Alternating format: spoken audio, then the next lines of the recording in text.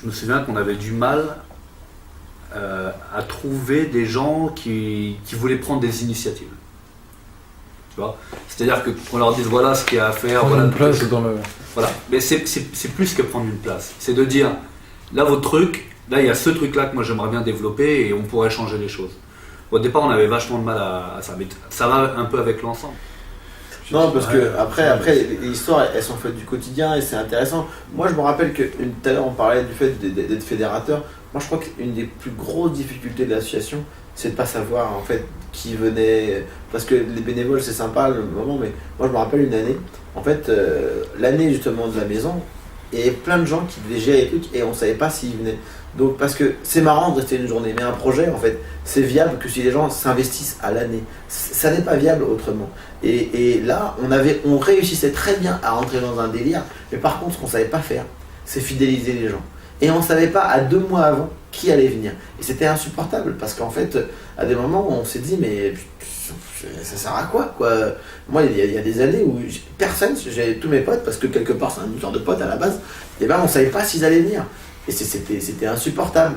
Et donc voilà, et comme en fait, c'est ça aussi l'engagement bénévole et le contrat moral non financier, ça a toujours été un risque parce que les gens, en fait, ils ont un contrat moral avec toi. Mais donc maintenant, tellement ça défonce, tellement ils savent ce qu'ils vont trouver, ils viennent. Donc aujourd'hui, on a presque, cette année, on va avoir, je pense, du mal à dire aux gens de ne pas venir, parce qu'il y a tellement de gens qui vont vouloir venir pour les 10 ans, voilà. Mais au départ, c'était difficile. Moi, les premières années, j'en ai chié, mais alors, enfin, on a chié. Je pense que Brice, c'est pareil, de se dire, de convaincre les gens, etc. Parce que, comme tout projet, les 3 premières années, on a dû convaincre. Et ça, c'est usant. Franchement, moi, ça m'a usé. À un moment, putain, mais les gars, regardez ce qu'on fait, c'est bien ce qu'on fait, alors venez. Et voilà. Et ça, c'était dur. C'était dur, mais je pense que tout projet, il doit passer par là, en fait. Il doit passer par là. Et je pense qu'à des moments, il faut se battre et continuer à se battre, même quand tu as fait des choses. Et bah voilà, aujourd'hui, on n'a plus à convaincre. Aujourd'hui, on a juste à justifier notre valeur. On a juste à refuser du monde. Voilà, on a juste à refuser du monde parce que ça a fait son chemin, mais au départ, c'était très difficile. Vraiment très difficile parce que avoir 20 ans, c'est aussi être dans les études, avoir un avenir très proche, incertain.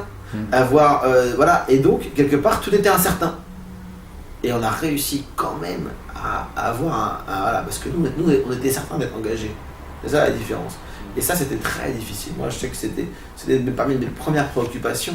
Et voilà, ça, c'était... Voilà, les 3 premières années, c'était dur. Ça, c'était dur parce que la ville comptait sur nous. On avait un budget. Il y avait des finances en jeu. Il y avait des artistes. Il y avait du matos, etc. On ne peut pas se permettre d'avoir un truc mauvais. À un moment donné, tu as du mal à trouver des personnes qui veulent s'engager durant toute l'année pour pouvoir créer un festival.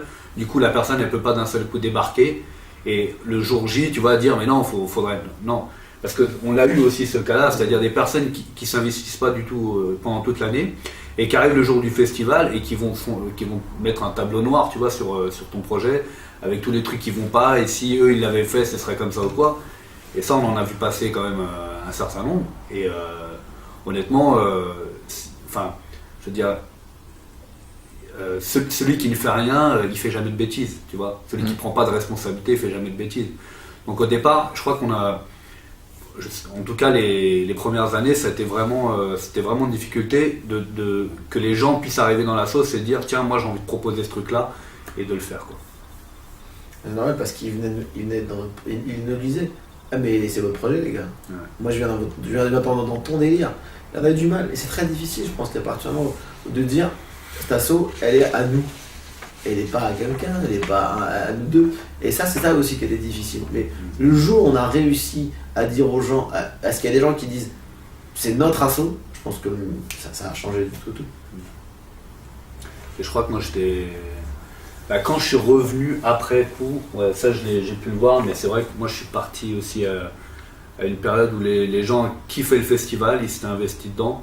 Mais il n'y avait pas encore cette appropriation la collective.